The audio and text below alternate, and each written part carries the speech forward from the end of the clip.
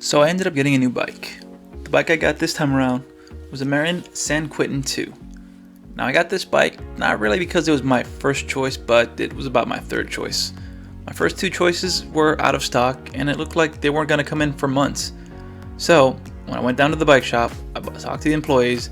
Turns out one of the ones in the factories they ordered from still had this bike lying around. I really wanted a new bike. I really wanted to replace my hardtail. So I ended up just biting the bullet and I bought it. The bike itself came with a Shimano Diori drivetrain with an 11 to 51 tooth cassette. It might actually be the only thing on this bike I don't replace, or at least not right away. It also came up with Shimano MT200 brakes, both front and rear, paired with 180mm disc rotors. This is very similar to what the Specialized pitch had, so I don't expect any problems from this. The fork in the front is a RockShox Recon with 130mm of travel. I do like this fork and I've chosen it for other entry-level builds, but I'm likely to replace this one in the future. I'm hoping to go with something a little better and a little lighter, but for now, this is an excellent fork. This bike is brand new, and this is actually the only time I actually got to ride it.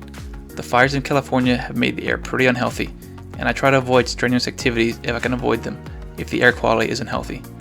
Now I'm about 5'10", and this bike is a size large frame, meaning it's a little larger than what I normally ride. My rift zone is about a size medium, a Specialized pitch, also a medium, so this is my first size large bike. It sometimes feels like it's too large for me, but with the addition of the dropper post, it makes riding it a lot easier.